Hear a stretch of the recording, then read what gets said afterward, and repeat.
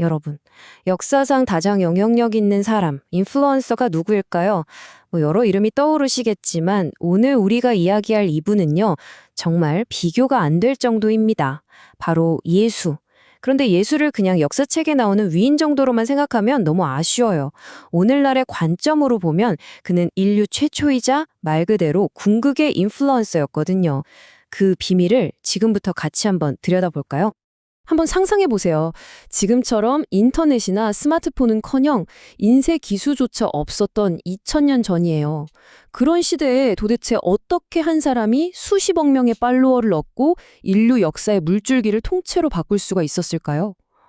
이건 진짜 미스터리 아닌가요? 이 표를 보면 그 스케일 차이가 딱 느껴지시죠? 요즘 최고의 인플루언서가 수백만 명에게 영향을 준다고 할 때 예수는 수십억 명의 인생 자체를 바꿔놨습니다. 근데 더 놀라운 건 그 도구예요. 인터넷, 스마트폰 같은 최첨단 기술이 아니라 오직 진심을 담은 말과 행동뿐이었다는 거. 그 결과는요? 잠깐 유행하다 사라지는 트렌드가 아니었어요.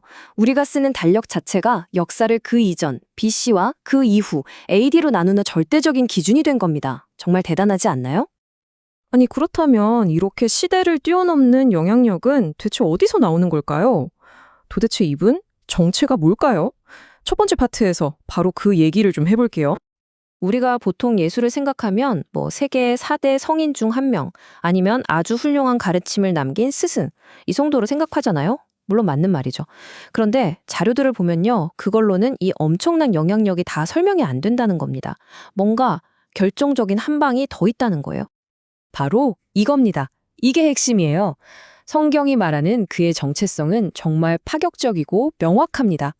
바로 사람의 몸을 입고 이 땅에 오신 하나님. 그러니까 그냥 훌륭한 사람이 아니라 신, 바로 그 자체라는 선언인 거죠. 정말 파격적이지 않나요? 그런데 여기서 바로 질문이 생기죠. 아니, 전능하신 신이 왜 굳이 약하고 힘없는 사람의 모습으로 와야 했을까요? 다음 파트에서는 그 이유를 한번 따라가 볼 텐데요.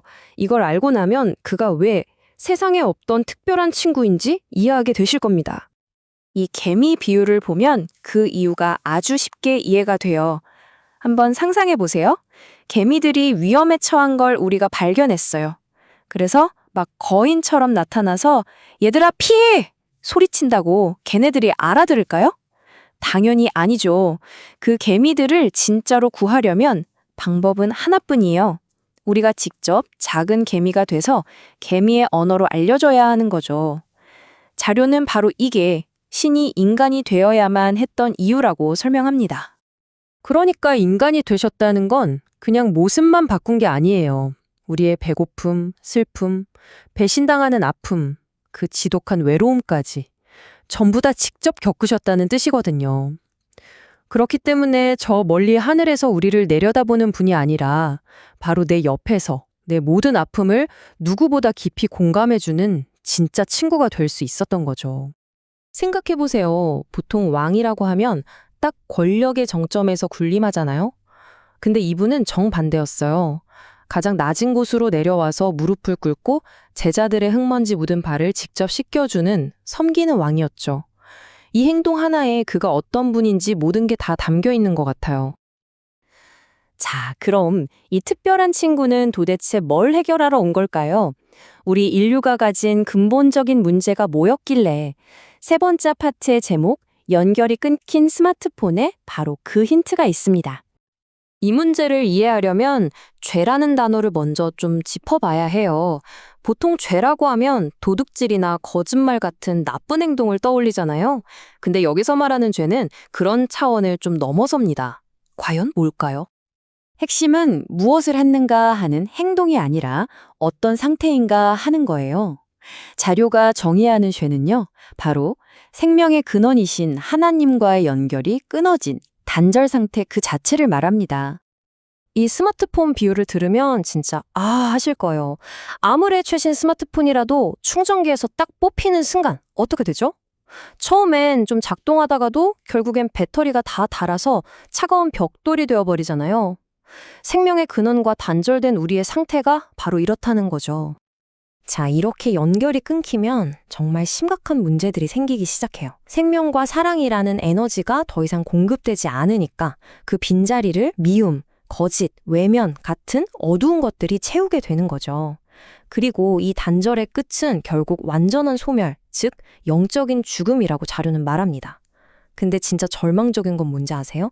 우리 힘으로는 이 끊어진 연결을 절대 다시 이을 수 없다는 거예요. 바로 이 절망적인 상황, 우리 힘으로는 아무것도 할 수 없는 바로 그때 하나님이 직접 움직이십니다. 인류 역사상 가장 거대하고 가장 극적인 구조 작전이 시작되는 거죠. 이 구조 작전은 아주 치밀한 4단계로 진행됩니다. 첫째, 이 끊어진 상태에 대한 대가를 치러야만 했어요. 일종의 벌이죠. 그런데 둘째, 아무 죄가 없으신 예수님이 우리를 대신해서 그 모든 벌을 십자가 위에서 다 받으셨습니다. 이게 바로 대신 값을 치러준 거죠. 셋째, 그분은 죽음에 갇혀있지 않고 3일 만에 다시 살아나면서 죽음 자체를 이겨버리셨어요. 완전한 승리죠. 그리고 마지막으로 바로 그 승리 덕분에 하나님께 돌아갈 수 있는 새로운 길이 활짝 열리게 된 겁니다. 자, 그런데요. 이 엄청난 이야기가 그냥 그랬구나 하는 옛날 이야기로 끝나면 의미가 없겠죠. 자료는 이 모든 것이 지금 이 이야기를 듣고 있는 바로 당신, 한 사람을 향한 아주 개인적인 초대라고 강조합니다. 그 초대의 메시지는 정말 간단하고 강력해요. 바로 이겁니다. 내가 너를 사랑한다. 너의 지금 모습 그대로를 환영한다. 더 나아져야 한다, 뭘 증명해야 한다, 이런 조건이 하나도 없어요. 그냥 있는 모습 그대로를 받아준다는 완전한 수용의 메시지입니다. 여기서 진짜 중요한 게 많은 분들이 오해하는 지점이 있어요. 이 초대에 응답한다는 건요. 네, 이제부터 착하게 살게요 하는 도덕적인 다짐 같은 게 아니에요. 그보다 훨씬 더 근본적인 겁니다. 바로 내가 주인 노릇하던 내 마음의 중심 자리를 원래 주인인 하나님께 다시 돌려드리는 관계 회복을 뜻하는 거죠. 결국 이 길고 거대한 이야기의 결론은 딱 이거예요.